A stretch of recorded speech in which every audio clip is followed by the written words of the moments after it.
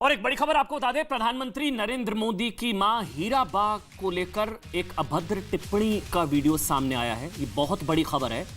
गुजरात आम आदमी पार्टी के अध्यक्ष गोपाल इटालिया का एक नया वीडियो आया है जिसमें वो ना सिर्फ प्रधानमंत्री को फिर से नीच कहते हुए नजर आ रहे हैं बल्कि प्रधानमंत्री नरेंद्र मोदी की मां को लेकर भी वो अपशब्दों का इस्तेमाल कर रहे हैं। ये बड़ी खबर है।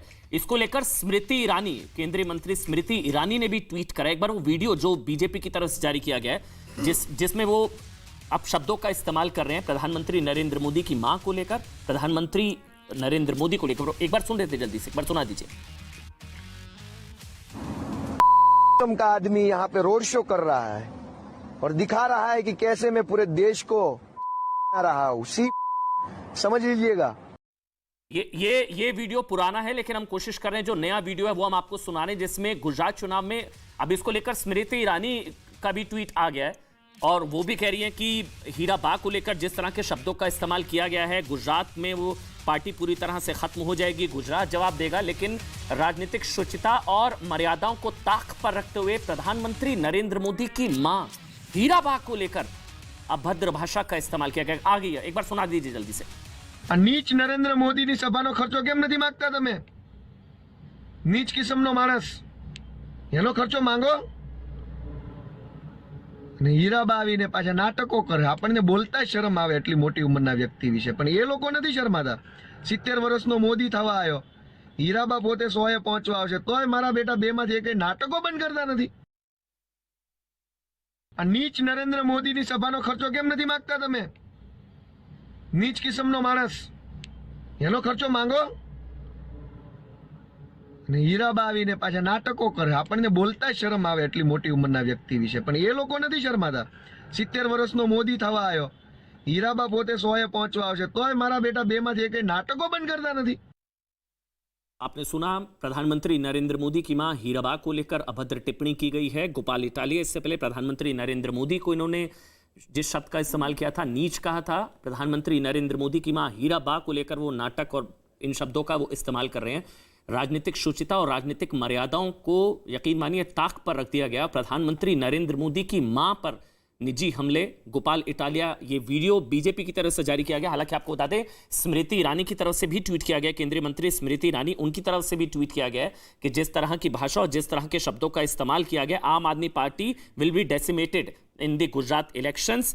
केंद्रीय मंत्री स्मृति ईरानी की तरफ से कहा गया पीएम मोदी की मां पर अपशब्दों का मतलब जो आरोप है, और आम आदमी पार्टी के नेता गोपाल, एक बार फिर से वो तस्वीरें, एक बार वो वीडियो फिर से दिखा दीजिए, फिर हम डिबेट पर लौटेंगे। ये नया वीडियो है। इससे पहले नीच शब्द का इस्तेमाल प्रधानमंत्री नरेंद्र मोदी की तरफ से प्रधानमंत्री नरेंद्र मोदी को लेकर किया था गोपाल इटालिया ने, आम आदमी पार्टी के गुजरात अध्यक्ष, और अब प्रधानमंत्री नरेंद्र मोदी की मां को लेकर ये वो पुराना वीडियो जिसमें वो गाली भी देते हुए नजर आ रहे थे। एनसीडब्ल्यू की तरफ से भी कार्रवाई की गई, उनको हिरासत में भी लिया गया। वो पुराना वीडियो और एक बार ये वो पुराना वीडियो, नया वीडियो जो है जिसमें, एक बार सुना देते हैं आपको। નરેન્દ્ર મોદીની સભાનો ખર્ચો કેમ નથી માંગતા તમે? નીચ કિસ્મનો માણસ, એનો ખર્ચો માંગો. અને હીરાબા આવીને પાછા નાટકો કરે. આપણને બોલતા શરમ આવે એટલી મોટી ઉંમરના વ્યક્તિ વિશે, પણ એ લોકો નથી શરમાતા. 70 વર્ષનો મોદી થવા આવ્યો, હીરાબા પોતે 100એ પહોંચવા આવશે તોય મારા બેટા બે માંથી એક નાટકો બંધ करता નથી. स्तर सोचिए राजनीति का किस हद तक गिरता जा रहा है कि प्रधानमंत्री नरेंद्र मोदी की मां हीराबा के लिए इस तरह के शब्दों का इस्तेमाल, नाटक। और आपने सुना। लौटते हैं डिबेट पर। सोचिए स्विट्जरलैंड सार्वजनिक जगहों पर चेहरा ढकने यानी कि बुर्का पर 82,000 रुपए का जुर्माना लगाने की तैयारी कर रहा है। समझिएगा इस खबर को। आज आप हर जगह अलग अलग तरह से डिबेट देख रहे होंगे, लेकिन अंतर्राष्ट्रीय परिप्रेक्ष्य में समझिए। स्विट्जरलैंड में सार्वजनिक जगहों पर चेहरा ढकने पर 82,000 रुपए का जुर्माना लगाने की तैयारी हो रही है। ईरान में करीब 1 महीने से हिजाब विरोधी क्रांति चल रही है। महिलाएं अपने बाल काट रही हैं, आग में हिजाब जला रही हैं, और दूसरी ओर भारत है जहां हिजाब पहनने की मांग सुप्रीम कोर्ट तक पहुंच गई है। और यहां तो लड़ाई इस हद तक पहुंच गई है कि यह तक कहा जा रहा है कि हिजाब के आधार पर मुस्लिम बेटियों को कैरेक्टर सर्टिफिकेट बांटा जा रहा है। समाजवादी पार्टी के सांसद शफीकुर रहमान बर्क ने कहा है कि अगर हिजाब हटाया गया तो लड़कियां जो हैं वो बेपर्दा होकर घूमेंगी, इससे आवारगी बढ़ेगी। आवारगी बढ़ेगी, हिजाब हटेगा, आवारगी बढ़ेगी, हालात खराब होंगे। शफीकुर रहमान का ये वो बयान। लेकिन आज जो हुआ सुप्रीम कोर्ट के अंदर, वो एक बयान सुना देते हैं शफीकुर रहमान बर्क का, उसके बाद आगे बढ़ते हैं। लेकिन देश में महीनों से चल रहे हिजाब विवाद पर आज सुप्रीम कोर्ट का फैसला भी आया, लेकिन बटा हुआ 50-50। सुप्रीम कोर्ट के जज जस्टिस हेमंत गुप्ता ने स्कूल कॉलेज में हिजाब बैन के पक्ष में फैसला दिया। जस्टिस हेमंत गुप्ता ने हिजाब बैन पर कर्नाटक हाईकोर्ट के फैसले को सही ठहराया कि क्लासरूम में हिजाब नहीं, नो हिजाब इन क्लासरूम। जस्टिस गुप्ता ने कहा कि धर्मनिरपेक्षता सभी नागरिकों पर लागू और होती है और सवाल उठाया कि धार्मिक पहचान की चीज क्या मूल अधिकार है। जबकि जस्टिस सुधांशु धूलिया ने स्कूल में हिजाब बैन के खिलाफ फैसला दिया, याचिकाओं को स्वीकार किया। उन्होंने कहा कि हिजाब पहनना पसंद का मामला है, चॉइस का मामला है, मर्जी का मामला है। हिजाब मुस्लिम बेटी की शिक्षा का टिकट है, मतलब हिजाब शिक्षा का टिकट है और स्कूल में हिजाब उतरवाना निजता पर हमला है। ये दो अलग अलग राय, दो अलग अलग पक्ष, इसलिए 50-50 विभाजित फैसला। अब ये मामला जो है सीजीआई के पास है और संभवतः 3 जजों की बेंच इस मामले को अब आगे सुनेगी, यानी कि हिजाब पर लड़ाई अभी बाकी है। डिबेट करते हैं, बहुत बड़ा पैनल है, लेकिन शफीकुर रहमान बर्क का एक बार स्टेटमेंट सुना दीजिए जिसमें वो कह रहे हैं कि हिजाब हटेगा तो आवारगी बढ़ेगी। वो बयान भी आपको सुनना चाहिए, आप समझेंगे कि किस स्तर पर हिजाब के लिए लड़ाई हो रही है। दुनिया में हिजाब के खिलाफ, लेकिन यहां भारत में हिजाब के लिए लड़ाई हो रही है। और बेपर्दा होकर बाज़ारों में गलियों में न घूमें। इससे चूँकि हालात बिगड़ते हैं, आवारगी बढ़ती है। और बेपर्दा होकर बाज़ारों में गलियों में न घूमें।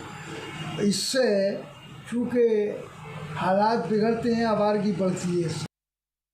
अब सोचिए, सोच बदलने की ज़रूरत है, लेकिन यहाँ पहनावा बदला जा रहा है कि आंखों पर पट्टी लगा लीजिए अगर आपकी आंखों में प्रॉब्लम है, अगर आपकी गंदी नज़र है, आप महिलाओं को ढक देंगे। बहरहाल चलिए डिबेट करते हैं। मेरे साथ एक बहुत बड़ा पैनल है। अंबर जैदी है मेरे साथ, सामाजिक कार्यकर्ता है। अंबर जी बहुत बहुत स्वागत। गुलाम हाफिज सरवर साहब हैं मेरे साथ। शाइस्ता अंबर हैं, प्रेसिडेंट है all India women personal law board की। हाजी मेहरुद्दीन रंगरेज साहब हैं। डॉक्टर जीनत शौकत अली जी भी हैं मेरे साथ, डायरेक्टर जनरल विजडम फाउंडेशन की। और आप सबका बहुत बहुत स्वागत। दानिश कुरैशी भाई भी नजर आ रहे हैं मेरे को। दानिश भाई आपका भी बहुत बहुत स्वागत। सबसे पहले मैं आप सबका पक्ष ही जानना चाहूंगा। मैं जीनत शौकत अली जी आपसे शुरू कर रहा हूं। आपका क्या पक्ष है जो कहा जा रहा है कि हिजाब शिक्षा का टिकट है? मतलब दो पक्ष हैं आज इस फैसले के, और इसमें जस्टिस हेमंत गुप्ता की अलग राय है, जस्टिस धूलिया की अलग राय है। जस्टिस धूलिया की राय है कि भाई शिक्षा का टिकट है हिजाब, और वहां से रोकना, हिजाब की वजह से बच्ची को रोकना पढ़ने से, वो गलत है।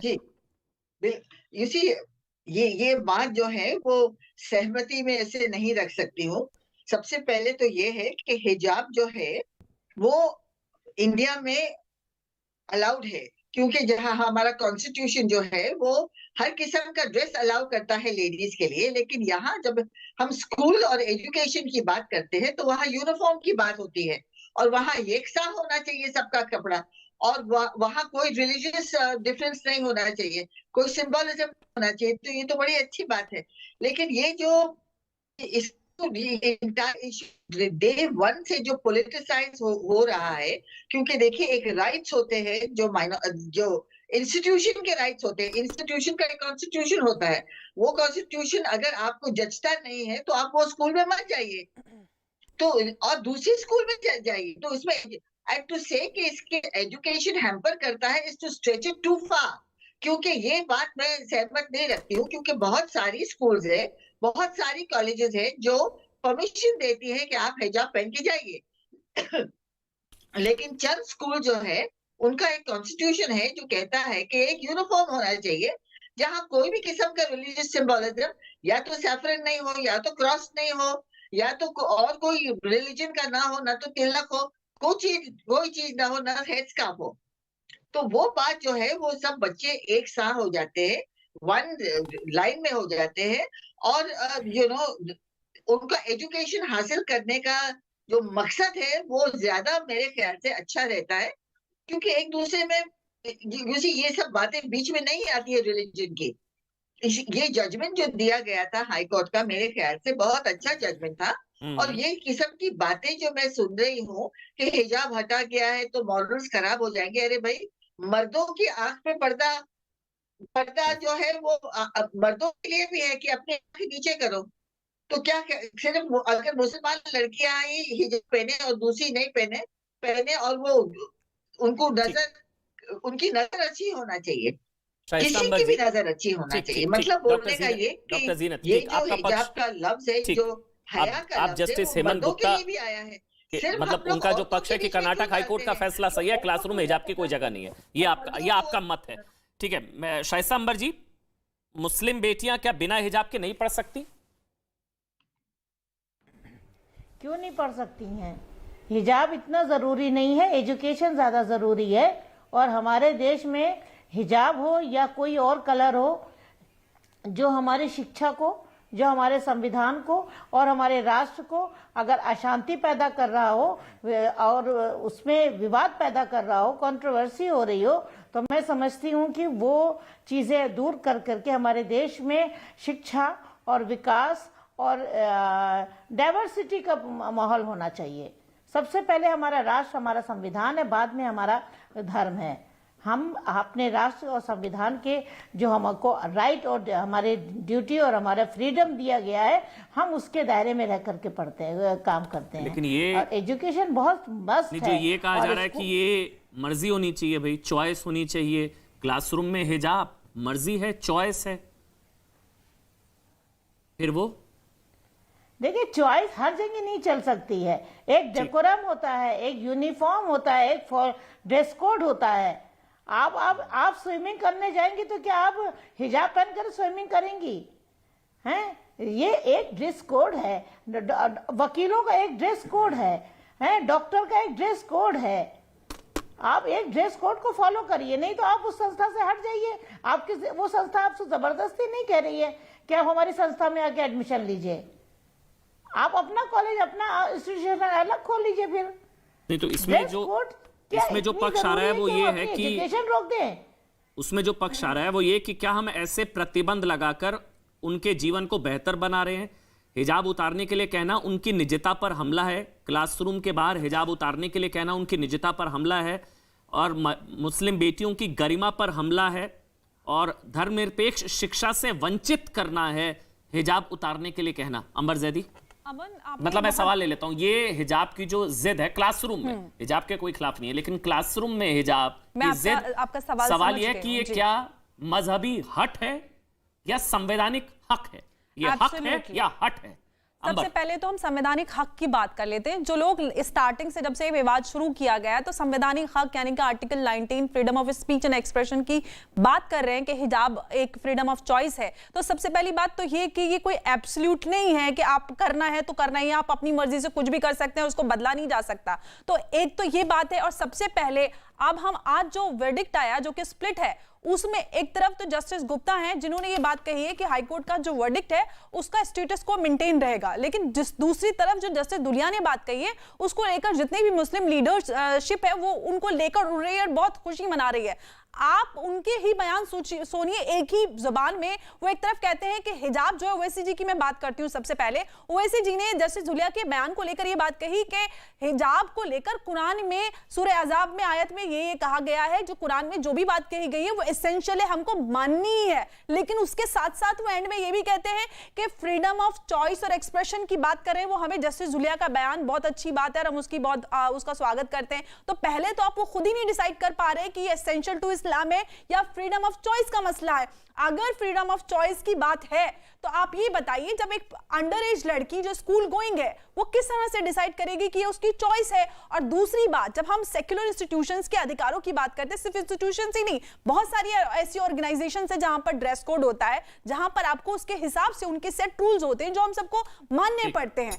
अगर आप फ्रीडम ऑफ चॉइस की हम बात करेंगे तो क्या अगर मैं पायलट हूं तो मैं बुर्का ओढ़ के प्लेन उड़ाऊंगी? तो ये सारी चीजें, या आर्मी में जाएंगे तो हमें आर्मी का ड्रेस कोड फॉलो करना पड़ेगा। ऐसे कितने ही सारे हैं जहां पर उन ऑर्गेनाइजेशंस का जो अधिकार है उस पर भी सवाल उठता है।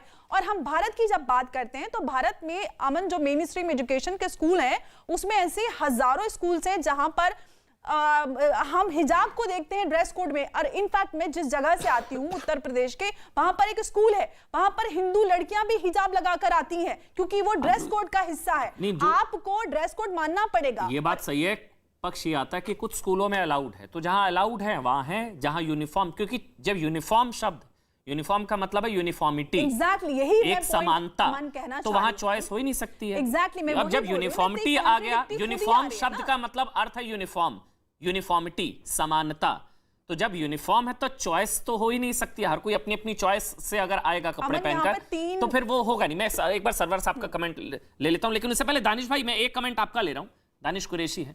दानिश भाई, क्या बिना हिजाब के बेटियां नहीं पढ़ सकती? नंबर 1। और नंबर 2, जो आज कोर्ट में भी कहा गया जस्टिस धूलिया की तरफ से कि हिजाब शिक्षा का टिकट है, क्या मुस्लिम बेटियां बिना हिजाब के नहीं पढ़ सकती हैं? दानिश कुरैशी।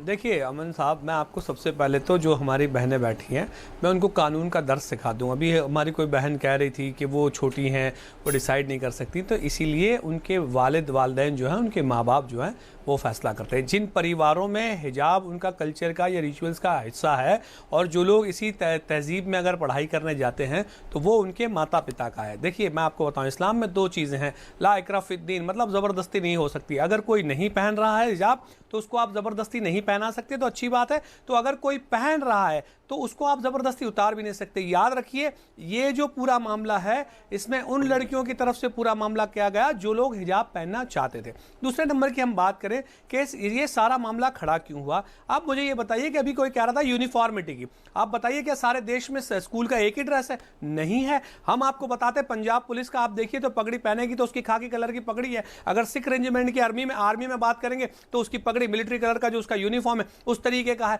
सवाल यह है कि हमारे यहाँ जब यूनिटी इन डाइवर्सिटी की जब हम बात करते हैं ना, तो उस यूनिटी को आप, डाइवर्सिटी को आप यूनिटी के नाम पे खत्म कैसे करते हैं? आप हमें बताइए, हम स्कूल में ईद की, होली की, दीपावली की, मुहर्रम की, ईद मिलाद की छुट्टियां रखते हैं, तो ये क्या है? हमारे कल्चर का हिस्सा है। अब ईद क्या है? तो ईद आप देखिए, रोजदारों को जो रोजा रखा है उनकी क्या बोलते हैं, इनाम के तौर पे ईद है। अब छोटे बच्चे जो हैं, जो रोजा ही नहीं रखते, तो क्या उनको इनाम नहीं मिलेगा? इसलिए आप कल ये कह देंगे कि 5वीं कक्षा से छोटे बच्चे हैं उनको ईद की छुट्टियां नहीं मिलेगी, क्योंकि ईद का इनाम तो रोजदारों के लिए। तो सवाल यह है कि इस्लाम का जो रिचुअल्स है उसमें ये इंटरवेंशन करने की जरूरत ही नहीं थी। जरूरत इस बात की थी कि आप यूनिफॉर्मिटी की बात करते हैं, एजुकेशन के राइट। अरे आप देखिए, बीच में इंटरवीन मत करिए। दानिश भाई बोलिए ना, बोलिए, कंप्लीट करिए, फिर मैं सवाल लूंगा। हो गया आपका तो मैं सवाल ले लूंगा। अब सवाल ये है, अब सवाल ये है कि अगर आपको यूनिफॉर्म की बात है, देखिए मैं आपको बताऊं, बच्चियां जो होती हैं वो अपने फीमेल ड्रेस या सलवार कमीज या दुपट्टा जो भी पहनती है वो पहनती हैं। लड़के जो होते हैं वो अपना शर्ट पैंट,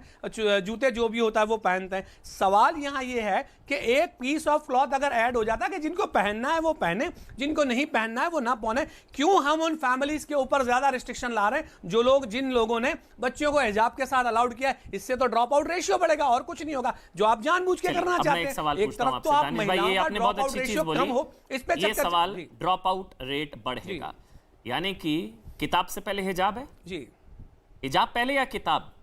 चूज करिएगा, हिजाब पहले या किताब? सुनिए मेरी बात, सुनिए मेरी। जी जी जी जी देखिए सुनिए मेरी बात, जो लोग रिलीजन में बिलीव करते हैं, अगर वो अपने बच्चों को नहीं भेजेंगे, आप जाके अगर ये सवाल पूछेंगे तो वो आपको यही जवाब देंगे कि हम बिना हिजाब के बच्चों को नहीं भेजेंगे। फिर क्या होगा उन बच्चों के एजुकेशन का? बताइए, यानी कि क्या होगा? यानी कि किताब से पहले हिजाब है आपकी नजर में, ठीक है? सरवर भाई अब आप बोलिए। अरे जिन परिवारों के लिए है, परिवारों के लिए, चलिए मैं समझ रहा हूं ना, मैं समझ रहा हूं ना, मैं समझ रहा हूं। आपने बोला उन परिवारों के लिए किताब से पहले हिजाब है, मुझे लगा था भाई हिजाब से पहले किताब है, बच्चियां पढ़ेंगी, शिक्षा का कोई धर्म नहीं होता, सभी बच्चे समान है, यूनिफॉर्म है, क्लासरूम में बच्चे बैठे, उनकी धार्मिक पहचान से जरूरी उनकी शैक्षणिक योग्यता है। मैं इस चीज को समझ रहा था। आप कह रहे हैं कि उन परिवारों के लिए किताब से पहले हिजाब। सरवर साहब आपका कमेंट, किताब से पहले हिजाब, और ये टिकट है शिक्षा का, हिजाब शिक्षा का टिकट है उन परिवारों के लिए जिनका भी जिक्र दानिश भाई कर रहे थे। सरवर साहब देखिए, बहुत संक्षेप में मैं 2-3 बात कहूंगा। ऑब्जर्व किया है वो तो। जी एग्जैक्टली, मैं इसलिए पक्ष ले रहा हूं सबका। बोलिए आप, सरवर साहब को स्क्रीन पर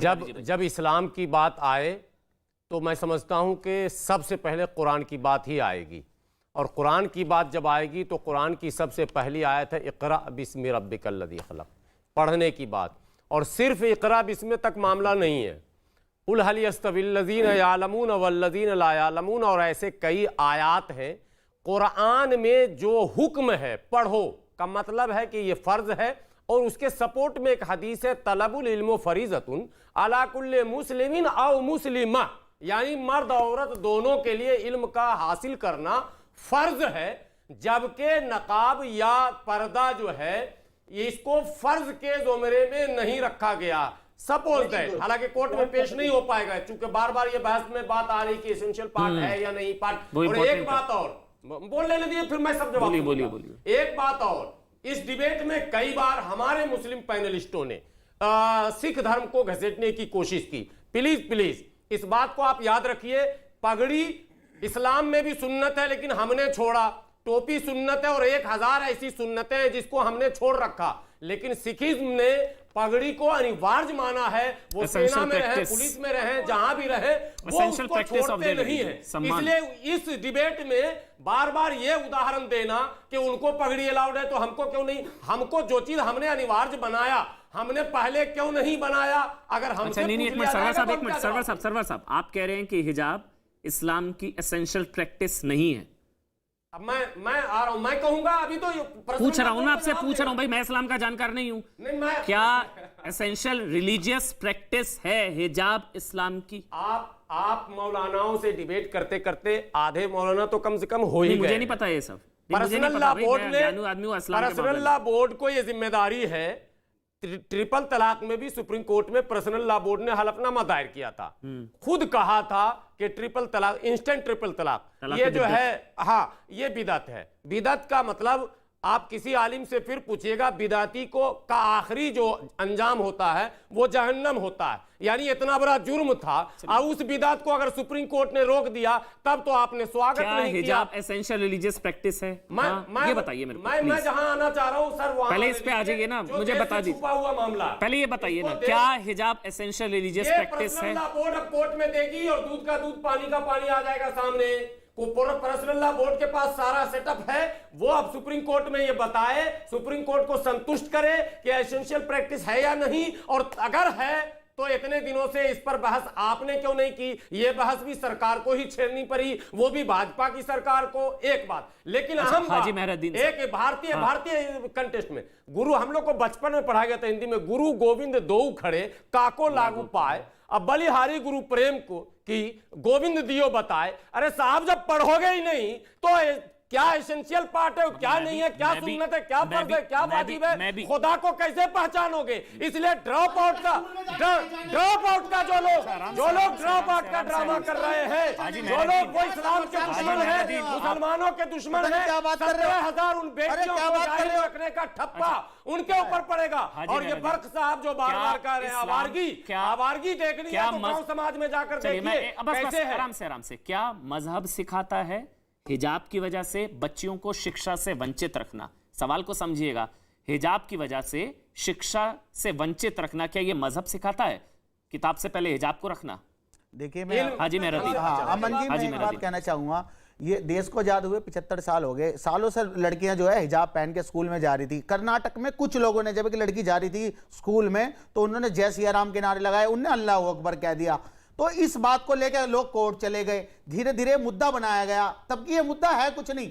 दूसरा मैं एक बात और बता दूं, सारी चीजों को मुसलमान से जिद नहीं है, देखिए मुसलमानों को बहुत शानदार। आप तो फिर मतलब आप कह रहे कोई जिद है नहीं, कोई मुद्दा ही नहीं है। क्लासरूम में हिजाब की जिद होनी नहीं चाहिए। कोर्ट का टाइम वेस्ट हो रहा है, रिसोर्सेज खर्च किए जा रहे हैं। मैं बता रहा हूं ना, कोर्ट अरे जानबूझ के बीजेपी मुद्दा बना रही है। मैं बता रहा हूं हिजाब को लेकर मैंने कई बार डिबेट हो चुकी है हमारी। पिटीशन बीजेपी ने डाली थी, बीजेपी के कार्यकर्ता। मैं एक ब्रेक ले रहा हूं, लेकिन क्लासरूम में मुसलमान से जोड़ के क्लासरूम अच्छा नहीं बस आराम से मेहरुद्दीन साहब, मुझे ब्रेक पर जाना है, आपका हाँ नहीं लेकर जाऊंगा, पक्ष सबका क्लियर है, कम से कम आपका पक्ष नहीं हो रहा। क्लासरूम में हिजाब की जिद सही या नहीं? बिल्कुल सही है, जाने चाहिए हिजाब पहन के। आप कैसे रोक देंगे? क्लासरूम हमारा अधिकार नहीं है। अभी आप कह रहे थे कोई मुद्दा नहीं है। क्या कहा मैं बता देता हूं, बिना चीखे भी बात होती है। ऑडियो पहनने से किसी का मौलिक अधिकार। माजी हैरदीन सुनिए, ऑडियो में आवाज उतनी जाएगी। आप तो फिर अभी आप कह रहे हैं कोई मुद्दा नहीं है। अच्छा मेरी बात पूरी, अभी आप कह रहे थे कोई मुद्दा नहीं, अब आप कह रहे हैं कि वो जिद है। मैं पूरी बात तो कह लूं जब तो आप जो है सवाल करेंगे। मैंने कहा जब वहां पर कोई कड़ा पहन सकता है, कोई बिंदी लगा के जा सकता है, तो क्या लड़की क्या हिजाब नहीं पहन सकती? अगर कोई अपनी इच्छा से कोई बच्ची हिजाब पहनना चाहती है, देखिए जनरल एक्सेसरीज तक अलाउ नहीं होती है। थोड़ा सा ब्रेक ले रहा हूं, ब्रेक के बाद आप ही से शुरू कर लूंगा। हाजी मेहरुद्दीन साहब, ब्रेक की मजबूरी है, ब्रेक की मजबूरी, थोड़ा सा ब्रेक ले रहा हूं, तुरंत हाजिर होंगे, थोड़ा सा ब्रेक।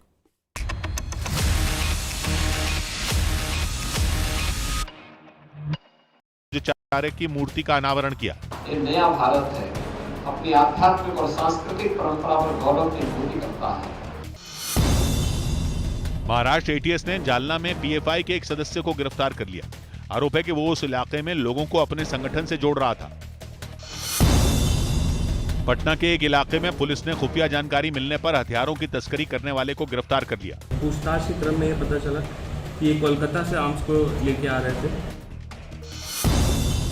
दिल्ली के पास गाजियाबाद में पुलिस और बदमाशों के बीच मुठभेड़ हो गई, जिसके बाद एक बदमाश को गिरफ्तार कर लिया गया, जबकि दूसरा भागने में कामयाब रहा। एक बदमाश घायल हुआ और एक बदमाश मौके का फायदा उठाते हुए मौके से फरार हो गया। हरियाणा के भिवानी में पिछले 4 दिनों से अस्पताल में भर्ती हैंडबॉल के युवा खिलाड़ी रवि की मौत हो गई। आरोप है कि उस पर शराब ठेकेदारों ने जानलेवा हमला किया था। शराब लेने पर झगड़ा हुआ था। उत्तराखंड के हरिद्वार में गाड़ी साइड करने के मुद्दे पर 2 लोगों में झड़प हो गई, जिसका वीडियो सोशल मीडिया पर वायरल हो गया। केंद्र सरकार ने ऑल इंडिया इमाम्स ऑर्गेनाइजेशन के अध्यक्ष डॉक्टर इमाम उमर अहमद इलियासी को वाई कैटेगरी की सुरक्षा दी। असल में आरएसएस प्रमुख मोहन भागवत से मुलाकात के बाद उन्होंने धमकी भरे फोन आने की शिकायत की थी। आंध्र प्रदेश के अनंतपुर जिले में भारी बारिश की वजह से एक इलाके में मौजूद हॉस्टल में 30 बच्चे फंस गए, जिन्हें बाद में पुलिस ने रेस्क्यू किया। जम्मू कश्मीर के पुंछ में मौसम की पहली बर्फबारी के बाद चारों तरफ बर्फ की सफेद चादर नजर आई। मध्य प्रदेश के खरगोन में पुलिस ने गांजे की खेती करने के आरोप में एक आदमी को हिरासत में ले लिया। आरोप है कि उसने खेत में 20 लाख रुपए से ज्यादा के गांजे के पौधे लगाए थे। आगरा घूमने आई 35 देशों की मॉडल ने ताजमहल में फोटोशूट कराया। बीजेपी के राष्ट्रीय अध्यक्ष जेपी नड्डा ने महसाणा में गुजरात गौरव यात्रा को हरी झंडी दिखाकर इसकी शुरुआत की। इस दौरान उनके साथ मुख्यमंत्री भूपेंद्र पटेल भी मौजूद रहे। ये गौरव यात्रा भारत के गौरव को स्थापित करने वाली गौरव यात्रा है। वायुसेना ने बताया कि अग्निवीर योजना के तहत रजिस्ट्रेशन नवंबर के पहले हफ्ते में शुरू हो जाएंगे और इसकी ऑनलाइन परीक्षा अगले साल जनवरी में होगी। कलकत्ता हाईकोर्ट ने ममता सरकार को मोमिनपुर हिंसा मामले की जांच एसआईटी से कराने के आदेश दिए। महाराष्ट्र के पुणे में चलती बस में अचानक आग लग गई। गनीमत यह रही कि समय रहते बस में सवार सभी 29 यात्रियों को सुरक्षित बाहर निकाल लिया गया। उत्तर प्रदेश के जौनपुर में बाढ़ के पानी में पुल डूबने से कई गांवों का संपर्क टूट गया। पुल डूबने की वजह से यहाँ 4 गांव के बच्चे नहीं जा पा रहे, सोचिए कितना नुकसान। कोटकपूरा गोलीकांड मामले में एसआईटी की टीम ने पंजाब के पूर्व मुख्यमंत्री प्रकाश सिंह बादल से पूछताछ की। खबर है कि थल सेना में पेट्रोल और डीजल से चलने वाली गाड़ियों को जल्द ही हटाया जाएगा और उनकी जगह इलेक्ट्रिक गाड़ियों का इस्तेमाल होगा। मध्य प्रदेश में 16 अक्टूबर को केंद्रीय गृह मंत्री अमित शाह एमबीबीएस के हिंदी पाठ्यक्रम की शुरुआत करेंगे। एमबीबीएस की पढ़ाई हिंदी में करवाने वाला मध्य प्रदेश देश का पहला राज्य बनेगा। देश के हम पहले राज्य होंगे, ये एक हमारा बड़ा सपना पूरा हो रहा है। दिल्ली के पीतमपुरा इलाके में मंदिर में चोरी के आरोपी युवक और युवती को सीसीटीवी फुटेज के आधार पर पुलिस ने गिरफ्तार कर लिया। जम्मू में 1 साल से रह रहे लोग अब वोटर लिस्ट में अपना नाम शामिल करवा सकेंगे। सरकार की ओर से इसकी अधिसूचना जारी कर दी गई।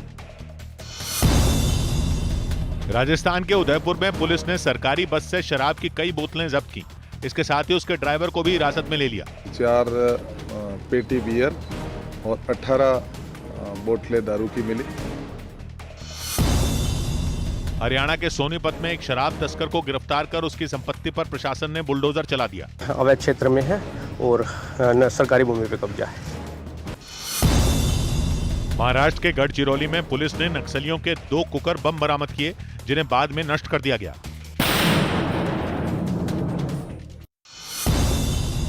अयोध्या के 84 कोसी परिक्रमा मार्ग का निर्माण 6,500 करोड़ की लागत से किया जाएगा। केंद्रीय परिवहन मंत्री नितिन गडकरी ने ट्वीट कर इसकी जानकारी दी। ईडी ने अवैध खनन मामले में छत्तीसगढ़ के कई जिलों में कुछ सरकारी अधिकारियों के ठिकानों पर छापेमारी की। ये कार्रवाई कांग्रेस के कुछ नेताओं और कारोबारियों के घरों पर भी की गई। इस दौरान जांच एजेंसी ने करोड़ों रुपए जब्त किए। प्रधानमंत्री मोदी 21 अक्टूबर से 2 दिन के उत्तराखंड दौरे पर जाएंगे, जहां वो केदारनाथ और बद्रीनाथ धाम के दर्शन भी करेंगे। यूपी के मथुरा में पुलिस ने ऑनलाइन ठगी करने वाले एक गिरोह का पर्दाफाश किया और इस मामले के 2 आरोपियों को गिरफ्तार कर लिया। 2 अभियुक्तों को गिरफ्तार करके उन्हें माननीय न्यायालय के समक्ष पेश किया जा रहा है। त्योहारों से पहले रेलवे कर्मचारियों को बड़ा तोहफा मिला। सरकार ने उन्हें 78 दिनों का बोनस देने का ऐलान किया। इसका फायदा रेलवे के 11 लाख से ज्यादा कर्मचारियों को मिलेगा। 11,27,000 एम्प्लॉयज को 1,832 करोड़ रुपए का ये इंसेंटिव दिया जाएगा, बोनस दिया जाएगा। दिल्ली दंगों में मारे गए आईबी अधिकारी अंकित शर्मा मामले में एक इनामी आरोपी को पकड़ लिया गया। दिल्ली पुलिस की स्पेशल सेल ने उसे तेलंगाना से गिरफ्तार किया। टीम इंडिया के खिलाड़ियों ने दक्षिण अफ्रीका को वनडे सीरीज हराने के बाद जश्न मनाया, जिसका वीडियो टीम के कोच वीवीएस लक्ष्मण ने सोशल मीडिया पर शेयर किया।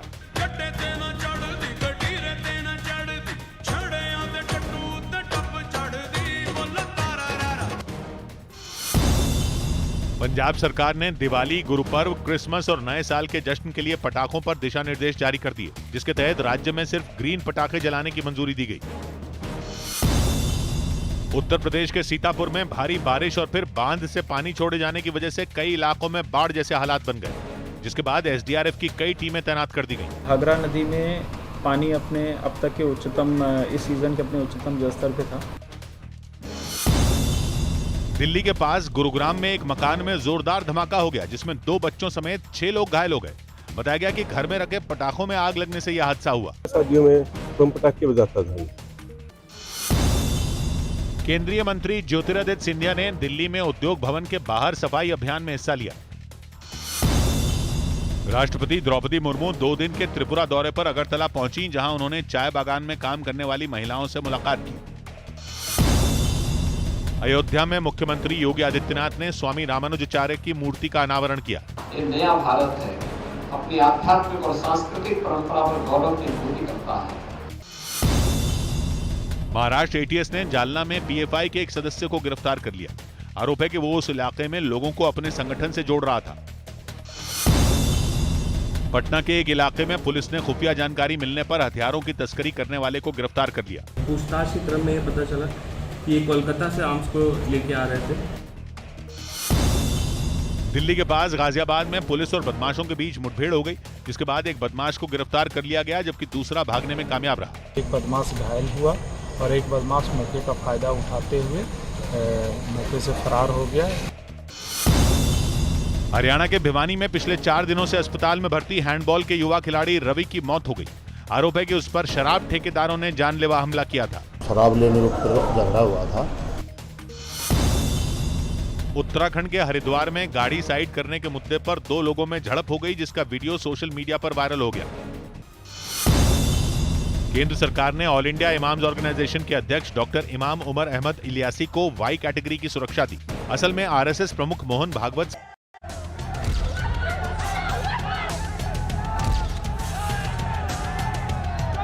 मन ठीक करो और महिलाओं को ये हिजाब डालने से मुक्ति दिलाओ। बेपर्दा होकर बाजारों में, गलियों में न घूमें।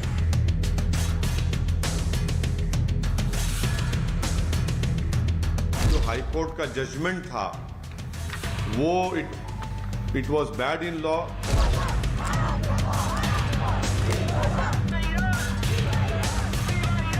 हिजाब कट्टरपंथी हिजाब पहनने के अपने मान को नहीं मानते हैं, तो हिंदू सनातन धर्मियों से भी मैं अपील करता हूं कि वो भी अपने भगवा वस्त्र बच्चों को पहनाएं, खुद भी पहने।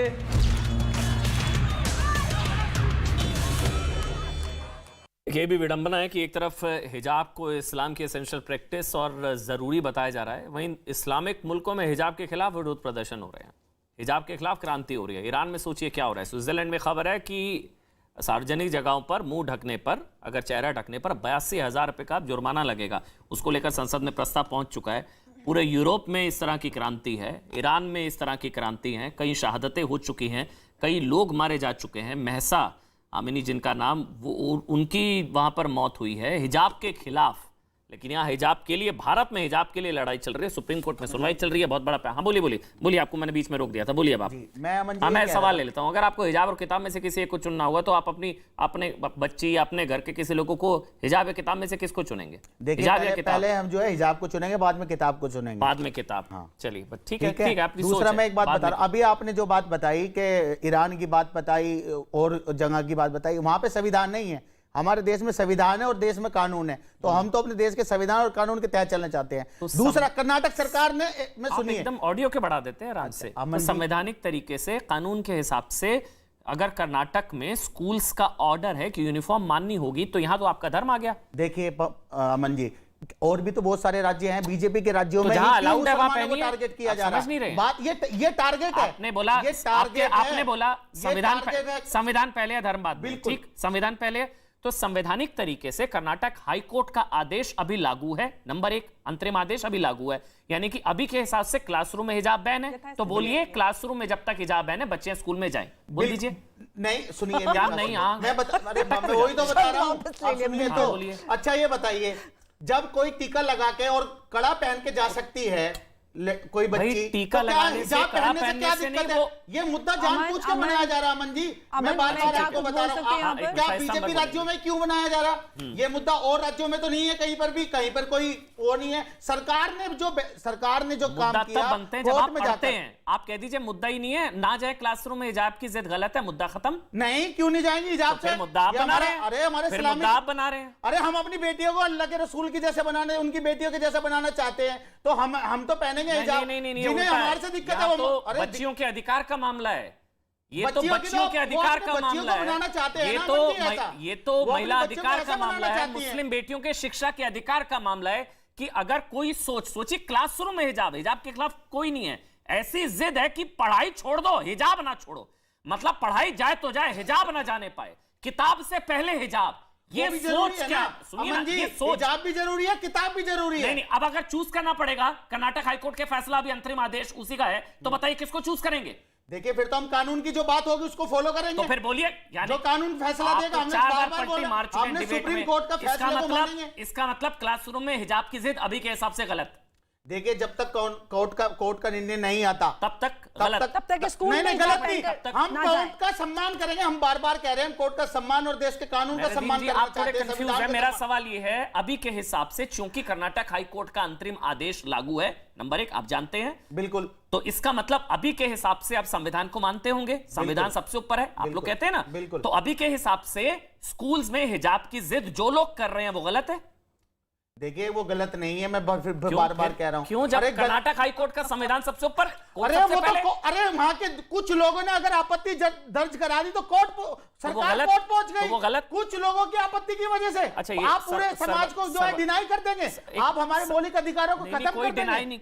मौलिक नहीं, हमारे मौलिक अधिकारों को खत्म कर देंगे। एक मिनट पहले शाइस्ता अंबर, फिर सरवर भाई आपके पास आऊंगा और दानिश भाई आपके पास भी आऊंगा। शाइस्ता अंबर, किताब और हिजाब में से एक को चुनना पड़े तो यहाँ 2 मेहमान हैं, दानिश कुरैशी जी और हाजी मेहरुद्दीन, दोनों का पक्ष है कि वो परिवार शायद हिजाब को पहले चुनेंगे और किताब जाए तो जाए, हिजाब ना जाने पाए। ये सोच सही है क्या शाइस्ता अंबर? देखिए, आप मेरी बात को बहुत से सुनिएगा। हम किसी कोई बात में ना डिस्टर्ब करते ना बीच में दखल देते हैं। हम 2-3 पॉइंट रख रहे हैं। आयक साहब कह रहे हैं कि हिजाब जरूरी है, किताब नहीं, तो फिर इसका मतलब है कि कुरान पाक की उन आयतों को ये फॉलो ही नहीं कर रहे हैं जहाँ पे इक़रा बिस्म और इल्म सीखने के लिए सबसे पहले हिदायत है। तो कुरान पाक में पहली हिदायत, और अल्लाह पाक ने पहले ही हुजूर पाक सल्लल्लाहु अलैहि वसल्लम के बाद जो पहली वही आई थी वो इक़रा बिस्म रब्बिकल लज़ी, यानी कलम और कागज, यानी इल्म सीखो, कलम और कागज से दोस्ती करो, कलम और कागज को इल्म का मशाल बनाओ। ये तो मजहब नहीं सिखाता ना महिलाओं को बीच में बोलना, गलत बात है, ये भी मजहब सिखाता है, गलत बात है। आप पूरी बात सुनिए, अच्छा नहीं लगता, हमें गलत बात है, गलत बात है, रोक दिया। आप मर्यादा में रहिए। शाइस्ता जी आप बोलिए, आप मर्यादा में रहिए। हाँ बोलिए, आप बोलिए, मैंने रोक दिया, बोलिए आप, कोई बीच में नहीं बोलेगा। इसके अलावा हमारे देश का संविधान, हमारे देश का संविधान, हमारे देश की लोकतंत्र, ये सभी धर्म के मानने वालों का रिस्पेक्ट करती है। और जो आज फैसला नहीं आया उसके पीछे एक बहुत ही प्रशंसनीय और सराहनीय कदम मैं मानती हूँ सर्वोच्च न्यायालय का, कि आज के हमारे सर्वोच्च न्यायालय के माननीय आदरणीय न्यायाधीश इतनी बहस के बावजूद फैसला नहीं दे रहे हैं, क्योंकि उनके ऊपर एक संवैधानिक जिम्मेदारी है और संविधान धर्म निरपेक्षता को श्रेष्ठ मानता है, प्रथम मानता है। इसीलिए किसी की धर्म की आस्था को चोट ना पहुंचे और बच्चियां एजुकेशन के लिए आगे बढ़ें, इसलिए फैसले को बड़ी बेंच के हवाले किया गया है। हमारे देश के न्यायाधीशों पे बड़ी जिम्मेदारी है, संवैधानिक जिम्मेदारी है। हम लोग नागरिक लोग इतना नहीं समझ पाएंगे जितना हमारे देश के सर्वोच्च न्यायालय के माननीय न्यायाधीश समझते हैं कि देश में किस तरह हमारा संविधान आजाद हो और लोग आजाद हो, लोकतंत्र तरीके से सबको शिक्षा मिले, उनको अधिकार मिले, उनको आजादी मिले। हम लोग लड़ रहे हैं, शर्म आती है, हम लोग हिजाब को लेकर लड़ रहे हैं। सनातन धर्म हो चाहे इस्लाम हो, सनातन धर्म हो चाहे इस्लाम हो, पहले शांति और प्यार और आपसी सौहार्द को और इंसानियत को पहले माना है। ना नमाज है, ना कुरान शरीफ, ना इबादत, उसको पहले ये रखा है कि पहले दिल जोड़ो, पहले इंसानियत की हिफाजत करो। पहले जब हम लोग एक दूसरे का दिल जोड़ेंगे तब हमारे लिए संविधान भी है और कुरान शरीफ और सनातन धर्म की शिक्षा को जो फॉलो नहीं कर रहे हैं वो गलत कर रहे हैं। आपको इतना तमीज के बात आप क्या पता नहीं कौन से ये तो आपका मजहब नहीं सिखाता ना बीच में बोलना। अगर बच्ची खुद अगर वो हिजाब पहनना चाहती है तो उसमें किसी को ऐतराज क्या होना चाहिए? किसने मना किया है? किसने मना किया है? किसने मना किया है? हिजाब उतरवा देंगे क्लासरूम में नियम होते हैं ना कुछ। अरे भाई एक बात बताइए, क्लासरूम में क्यों नहीं जा सकती बच्ची? भाई कुछ नियम होते हैं ना, जैसे आप मेरी डिबेट में आए, मेरे स्टूडियो में डिबेट में आए ना, यहाँ के कुछ नियम है, आप उसका पालन कर रहे हैं ना, या कहेंगे मेरा धर्म मैं ये बड़ा है तो अमन जी मैंने एक बात बता के आपको समझिए ना, नहीं आप समझ रहे हैं इस चीज को, नियम है ना, यूनिफॉर्म है ना, यूनिफॉर्मिटी है ना, जिद नहीं हो सकती ना, ये संवैधानिक हक है या मजहबी हक है। पूरी दुनिया में इस्लामिक मतलब मुस्लिम कंट्रीज में हिजाब के खिलाफ आंदोलन हो रहा है, हिजाब जलाए जा रहे हैं, यहाँ हिजाब के लिए देश जलाया जा रहा है, आपस में लड़ना है हिजाब के लिए। उन देशों में जो देश हैं उनमें जो है संविधान नहीं है अमन जी, इस देश में संविधान है और कानून है, वहां पर नहीं है। वहां पर यहाँ ये लोकतांत्रिक देश है भारत हमारा, वहां पर लोगों की हुकूमत चल रही है, वो तो हाजी मेहरादीन एक मैं आपसे संवाद करता हूँ। आप कह रहे हैं बच्चियों की चॉइस का मामला है, ठीक है जी, मर्जी, बच्चियों की चॉइस का मामला है, बच्चियों की चॉइस का मामला है ना जी हाँ। तो फिर मदरसे में भी एक यूनिफॉर्म है आपकी, वहां पर जो बच्चियां हैं क्या उनकी चॉइस चलेगी? वो स्कर्ट या जीन्स में आ सकती हैं? नहीं आ सकती। फिर वहां चॉइस कहां चलेगी? तो देखो ये हंसने वाली कोई बात नहीं, चॉइस कहां चलेगी? ये हमारा इस्लाम की बात है, चॉइस किसी को भी कोई हस्तक्षेप करने वाली है जो बात आप कर रही है ना अंबर जी, आप जो हंस रही है हिजाब से यहाँ पर भी चॉइस आपकी चलेगी और वहां पर भी चॉइस अभी आपने बोला देखिए बच्चों की चॉइस है। मेरा सवाल को समझिएगा, मुझे लगा आपको वाकई मुस्लिम बच्चों की चॉइस की चिंता है, मुझे बहुत अच्छा लगा आपको मुस्लिम बच्चों की चॉइस की चिंता है। मस्जिदों में एंट्री में उनकी चॉइस नहीं चलती ना, शायद अगर मैं गलत नहीं हूं। देखिए मैं मस्जिदों में एंट्री में बच्चों की चॉइस नहीं चलती है, तलाक बिद्दत में उनकी चॉइस नहीं चलती है, हलाला में उनकी चॉइस नहीं चलती है, पॉलीगैमी में उनकी चॉइस नहीं चलती है। समझिए सवाल को समझिए ना, पॉलीगैमी में उनकी चॉइस चलती है, चलती है ना, पॉलीगैमी में उनकी चॉइस चलती है, तब आपको चिंता नहीं होती। मस्जिदों में एंट्री में उनकी चॉइस नहीं चलती है और मतलब हलाला में उनकी चॉइस नहीं, तलाक बिद्दत में उनकी चॉइस नहीं चलती ना चॉइस। यहां उनकी चॉइस की आपको चिंता है, डबल स्टैंडर्ड है सर, इसीलिए मैं आपको समझा रहा हूं। बच्चों की मामला नहीं है, ये सोच का मामला है।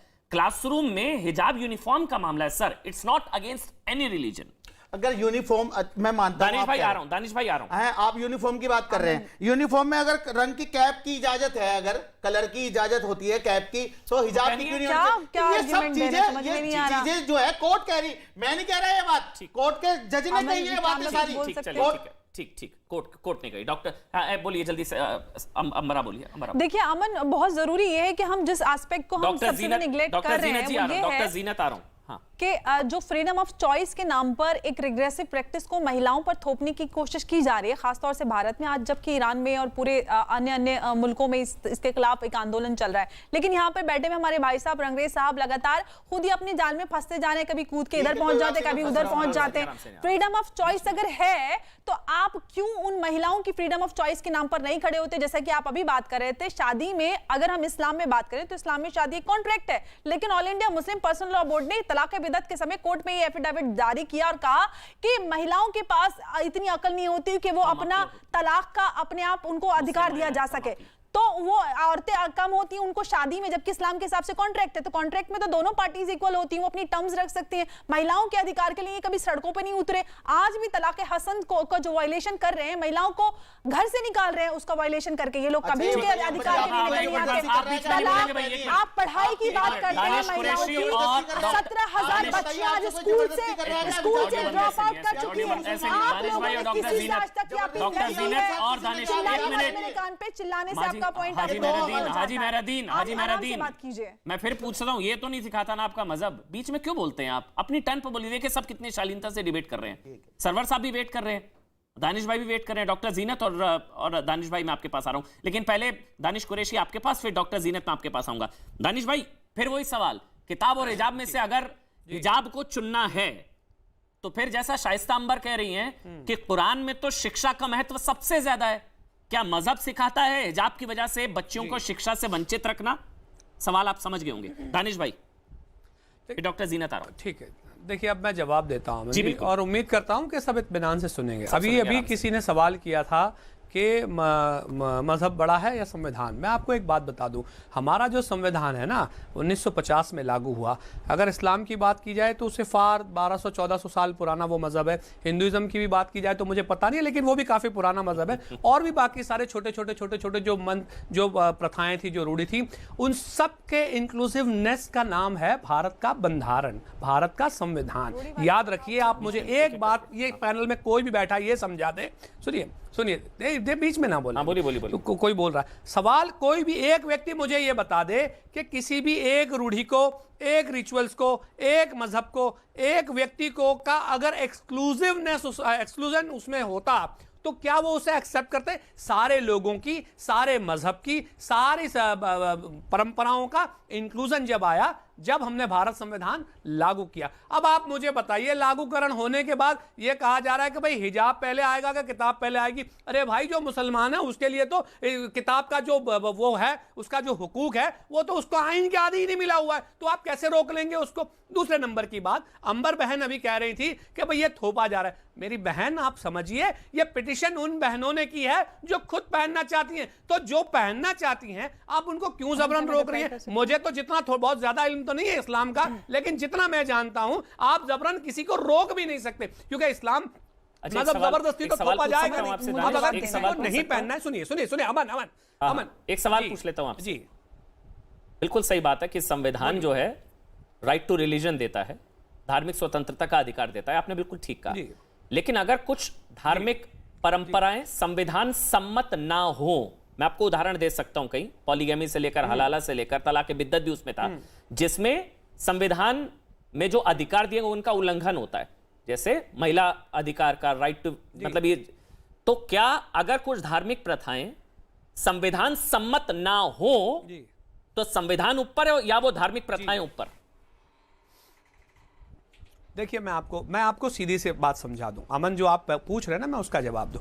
दिक्कत क्या, बात क्या है कि हमारे यहाँ जैसे कि अगर मुसलमानों में शादी की जाए तो हमारे यहाँ निकाह हो गया, निकाह होने के बाद अगर डॉक्यूमेंट्री की उसको ज़रूरत पड़ती है तो वो रजिस्ट्रेशन के लिए जाता है, बट प्राइमरीली वो निकाह ही करते हैं। अगर हिंदू रीति रिवाज के मुजब की बात की जाए तो जो उनके फेरे होते हैं वही करते हैं। सवाल ये है कि अगर उनकी रूढ़ी के मुताबिक कोई दिक्कत या परेशानी नहीं है तो वो उस पर चल सकते हैं। लेकिन जैसे ही आप पॉलीगैमी की बात कर रहे हैं या और किसी की भी बात करते हैं, सुनिए, तो जिस तरह ये बहनें हिजाब के लिए गई हैं, अगर कोई आपके साथ हलाला की जबरदस्ती कर रहा है तो जाके 376 में मामला दर्ज करिए, फिर देखते हैं कौन आएगा सामने। कोई नहीं आएगा। सवाल ये है, आपको कानून का इस्तेमाल करने की समझ बहनों को देने की जरूरत है, जो इन बच्चियों ने किया हिजाब के मामले में। ये जिम्मेदारी जो सो कॉल्ड मुस्लिम लीडरशिप है, बार बार दखल अंदाजी की जरूरत ही क्यों पड़े?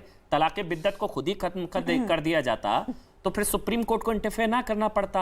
अगर जैसे हलाला है, वो आप जानते हैं, उसको खुद ही अगर खत्म कर दिया जाता तो फिर उस पर बैन की बात ना होती। या पॉलीगैमी, अच्छा आप भी उसके अगेंस्ट है दानिश भाई, पॉलीगैमी मतलब पॉलीगैमी वो तो संविधान के जो मूलभूत अधिकार हैं, जो महिला अधिकार का मामला है, वो तो महिलाओं के अधिकारों का हनन है। इसीलिए मैंने बोला इसको आराम से समझिएगा, कोई लड़ाई की बात नहीं। इसीलिए मैंने बोला आस्था संविधान सम्मत अगर ना हो, अगर रूढ़िवादी कुछ प्रथाएं संविधान सम्मत ना हो। डॉक्टर जीनत, क्या मैं गलत कह रहा हूं अगर आस्था के कुछ चीजें संविधान सम्मत ना हो तो संविधान सुप्रीम है। सिर्फ 10 सेकंड एक मिनट सर, एक मिनट। डॉक्टर जीनत बहुत देर से वेट कर रही हैं, प्लीज। सुनिए। डॉक्टर जीनत बहुत देर से वेट कर रही हैं, प्लीज। डॉक्टर जीनत आप बोलिए। शुक्रिया, थैंक यू सो मच। सबसे पहले मैं आपको बताऊं, पोलीगमी जो है वो is a restrictive ordinance, not a permissive one. वो जमाने में जब 400 औरतें होती थी तो उसको कम कर करके, और जो बैटल ऑफ अहद हुआ जब ये लेडीज जो है वो विधवा होती थी और वो अकेली रह जाती थी, और वही सूरा में ये भी है कि तुम हर एक अपने अपने दिल का एक जैसा ट्रीटमेंट किसी को नहीं दे सकते। वर्स नंबर 129 सूरा नंबर 4। तो पॉलीगमी जो है वो रिस्ट्रिक्टिव ऑर्डिनेंस है और परमिसिव ऑर्डिनेंस है ही नहीं, लेकिन हमारे लोग जो है वो ये बात समझने के लिए तैयार नहीं है, लेकिन वो अलग मामला है। लेकिन ये जो मामला की जो बात हो रही है, तो मैं 2 पॉइंट्स रखना चाहती हूँ आपके सामने। देखिए, जो मैंने सुना है और जो मैं सुबह से सुनते आ रही हूँ कि जजमेंट्स के बारे में, तो सबसे पहले ये है कि एक सोशल कंडीशनिंग हो गई है दिमाग की, कि ये हमारा कंडीशन है कि हम हिजाब पहनेंगे और वही पहनेंगे तो वही सही है। अभी ये जो है वो मेरे ख्याल से सही बात नहीं है। Point number 1। पॉइंट नंबर 2, क्योंकि ये कंडीशन हो गया है आपके माइंड का और आप उसे आगे बढ़ना देख ही नहीं चाहते हो कि भाई ये क्यों हो रहा है, ये स्कूल है, उसके रूल्स क्या है। You can not go against logic. लेकिन यहाँ जो मैं देख रही हूँ, you are going against logic. वो पहला पॉइंट है। सेकेंडली क्या है कि ये एक मेरे ख्याल से एक अपनी कल्चरल और पॉलिटिकल स्टेटमेंट बन गया है कि दिस इज अस, बस हम पहनेंगे तो दिस इज अस, हमारा है तो हम ऐसे ही करेंगे। और एक माइंडसेट उसके साथ पेट्रियार्की जो है वो एकदम डोमिनेंट और मिसोजिनी है, इट इज एक्सट्रीमली डोमिनेंट। और ये जो क्वालिटीज है ये बिल्कुल इस्लाम पसंद नहीं करता है। इस्लाम ने पेट्रियार्की को हटाया, औरत और मर्द को इक्वल दर्जा दिया। औरतों को वो टाइम में, अगर आप एक लेक्चर रखें तो मैं आपको बताऊं, मैंने एक पेपर लिखा है, पब्लिश होने जा रहा है, कि मुस्लिम विमेन ने क्या क्या नहीं फील्ड्स में, साइंटिफिक फील्ड्स में, स्पिरिचुअल फील्ड में, आप बताइए वो पीछे हटे, मेडिकल फील्ड्स में, सब में वो आगे बढ़े। लेकिन इस किस्म की सोच जो आजकल आ रही है कि भाई ये छोटी सी स्कूल है जिसका एक लॉ है, आप हज पे जाते हो तो आप एहराम पहनते हो, वहां एक वो उसका ड्रेस कोड वो है, तो वहां आप दूसरा पहन सकते हो। आप कोर्ट में जाते हो, आप जज हो तो एक उसका भी एक ड्रेस कोड है। तो ये जो स्कूल का ड्रेस कोड है उसके ऊपर इतना जोर और शोर और किताब और हिजाब और कहां से कहां ये बात कहां से कहां पहुंच गई, जो लॉजिक और इंटेलिजेंस और रैशनैलिटी के बाहर है। नहीं, लेकिन मैं सरवर भाई आपके पास आ रहा हूँ, लेकिन शाइस्ता अंबर, एक मिनट शाइस्ता अंबर, लेकिन ये इसलिए सवाल मैंने पूछा किताब, हिजाब पहले या किताब, क्योंकि हिजाब पर प्रतिबंध की वजह से, क्लासरूम में हिजाब पर प्रतिबंध की वजह से हजारों बच्चियां नहीं जा रही हैं स्कूल, हजारों बच्चियां। इसलिए मैंने पूछा है सवाल। शाइस्ता अंबर, मैं आपसे एक बहुत कड़वा सच बताऊंगी अमन साहब, प्लीज। मैं आपसे एक कड़वा सच बताऊंगी। हमारे बहुत सारे तालिबानी मानसिकता के कुछ लोग जो हैं वो लड़कियों को पढ़ाना ही नहीं चाहते कि वो कुरान शरीफ के कानून जान जाएंगी या शिक्षा जान जाएंगी। वो उनको तरक्की के पंख देना ही नहीं चाहते हैं, इसलिए क्योंकि उनके दिमाग में बस यही है कि लड़कियां शादी करो, वो शौहर के साथ में रहें। जबकि कुरान पाक साफ साफ कहता है कि निकाह एक एग्रीमेंट है, दोनों लाइफ पार्टनर है, निफ्सुल ईमान, मियाँ बीवी दोनों लाइफ पार्टनर हैं। लेकिन वह मानसिकता गलत हो गई है।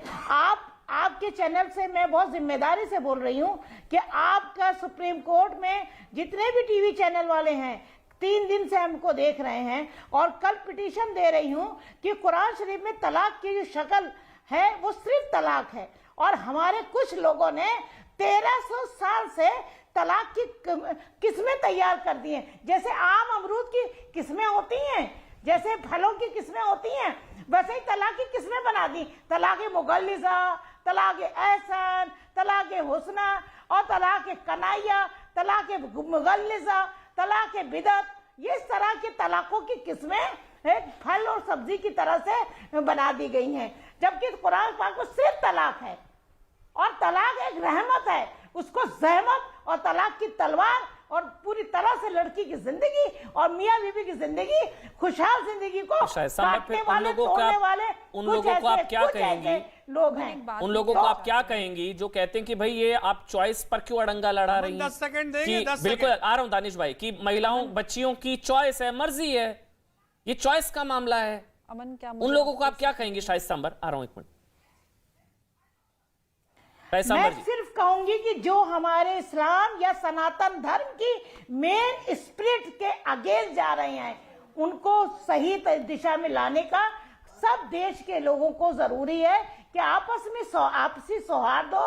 स्वामी विवेकानंद जी की उस उपदेश और उस निर्देश और इस शिक्षा का पालन करें कि स्वामी विवेकानंद जी ने कहा था, वो सनातन धर्म के विश्व गुरु हैं। पूरी दुनिया में आज तक कोई ऐसा स्वामी विवेकानंद जी जैसा कोई पैदा नहीं हुआ संत जो कह रहा है कि हमारे देश, हमारी मातृभूमि में दो आंखें हैं, एक हिंदू एक मुस्लिम। अगर हमारी मातृभूमि की एक आंख को चोट पहुंचेगी तो दूसरा आंख रोएगी। तो सनातन धर्म और इस्लाम का धर्म एक मोहब्बत और प्यार, आपसी सौहार्द की टीचिंग देता है, शिक्षा देता है, ना कि अपना अपना धर्म चिल्ला करके तालिबानी मानसिकता की तरह से कट्टर होकर औरतें कुर्बान की जा रही हैं, औरतें भी परेशान हो रही हैं, बेटियां कुर्बान हो रही हैं। ये लड़कियों को, लड़कों को सियासत कर दिया है, राजनीतिकरण कर दिया है, हिजाब और भगवाकरण करके। लेकिन सरवर साहब जो चीज का है कि हमारे हिजाब देश की लड़ाई, असल स्पिरिट ये नहीं है। हमारे देश के असल स्पिरिट हमारा संविधान है, हमारा राष्ट्र हित है, हमारा देश हित है।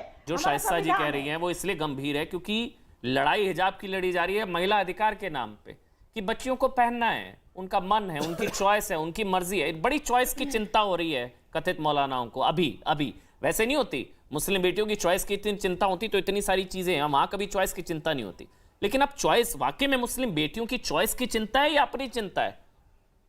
सरवर साहब। नहीं, देखिए इसमें बड़ा ही विचित्र मामला बन गया है। मुस्लिम समाज तो अपने आप को लग रहा है जैसे लीडरलेस समाज बन गया है। जो लोग भी अगुवाई करने वाले हैं वो ईमानदारी से काम नहीं कर रहे हैं। वो तो कहते हैं हिजाब हटेगा आवारगी बढ़ेगी। नहीं, मैं यही तो वो कहते हैं खुले ऐसे आप घूम नहीं सकते भाई, वो आवारगी बढ़ेगी।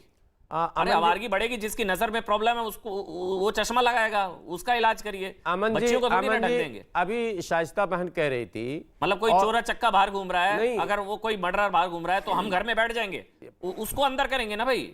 बिल्कुल, मैं यही कह रहा हूं। नजर का दोष है तो उनको ढकेंगे। जो परसेप्शन इस्लाम के बारे में दिया गया कि मर्द जो है वो एकदम मालिको मुख्तार है और औरत गुलाम है, बिल्कुल इस्लाम में ऐसा नहीं है, कहीं नहीं है। इसकी तशरीह और तस्वीर दोनों गलत पेश की गई है। वो चाहे किसी भी मैटर में बार बार तलाक का नाम आ जाता है। मैं अब अभी हिजाब पर ही आप बात करें तो जहां पर्दे का अगर कहा गया कि मोहम्मद सल्लल्लाहु अलैहि वसल्लम हुक्म अल्लाह ने दिया कि अपनी औरतों को कहो कि जब वो बाहर निकलें तो सर पर चादर रख लिया करें, तो मर्दों के बारे में भी बेशुमार अहकाम है कि वो भी अपने निगाहों को झुका कर रखें, अपना रिश्ते का ख्याल रखें और महरम औरतों का ख्याल रखें, कहाँ माँ का ख्याल रखें। तमाम तर जिम्मेदारियां दोनों तरफ दी गई हैं। तो आप किसी पर्टिकुलर सिर्फ औरत करके आप औरत को कटघरे में ला रहे, अपने आप को सुप्रीम बॉस बन के घूम रहे हैं, ऐसा इस्लाम ने नहीं कहा। एक बात आखिरी में, अभी अंबर बहन ने सनातन धर्म हिंदुत्व की बात की, सारा पैनलिस्ट सर पढ़ा लिखा है। मैं अब कह रहा हूं जहां इस्लाम को आप पेश करते हैं, जरा सा मीसाक मदीना भी पेश किया कीजिए और जरा सा सुलह हुदैबिया पे पेश किया कीजिए, सारा मसला हल हो जाएगा। अंबर अब आप बोलिए। सारी पाबंदियां महिलाओं के लिए थोड़ी मैं एक इंपॉर्टेंट बात कहना चाह रही हूं क्योंकि आज जो महिलाओं के अधिकारों की बात हो रही है, आज सुप्रीम कोर्ट में एक सबसे पहला जो कोर्ट में केस था वो हमारी याचिका थी यूनिफॉर्म सिविल कोड को लेकर, जो महिलाओं के अधिकारों की बात आ रही है। आर्टिकल 44 डायरेक्टिव प्रिंसिपल जो कहता है कि इस देश में सबको समान अधिकार होने चाहिए, हर एक नागरिक को समान अधिकार सुनिश्चित करता है हमारा देश का संविधान। लेकिन भारत की मुस्लिम महिलाओं को उनके मजहब के नाम पर उनके ऊपर पर्सनल लॉज उनके ऊपर लादे हुए, जिसमें उनके समान अधिकारों से उनको वंचित रखा जाता है। फिर बात आ जाती है कि यह हमारा अकीदा है, मजहब है। मजहब हो सकता है कि आपको निकाह कैसे करना है, लेकिन लेकिन किस तरह से उस औरत को तलाक देनी है ये मजहब नहीं है, ये महिला अधिकार है, ये मानव अधिकार है। और ऐसे अनगिनत अधिकार, चाहे गोद लेने की बात हो, चाहे जायदाद का हिस्सा हो, चाहे उनकी मेंटेनेंस की बात हो, चाहे उनकी मेहर की बात हो, ऐसे कितने अधिकार हैं जिनसे महिलाओं के अधिकारों को वंचित किया जा रहा है, लेकिन उसकी कोई बात ही नहीं करता, ना उस पर कोई बहस हो रही है। 20 सेकंड आपको वाइंड अप करना है जल्दी से। दानिश कुरैशी, दानिश भाई 20 सेकंड्स। जी देखिए, सबसे पहली बात तो मैं आपको कहूं कि हमारे यहाँ जो महतरमा बैठी थी वो बात चल रही थी हिजाब पे और ले आई सनातन धर्म पे और इस्लाम धर्म पे,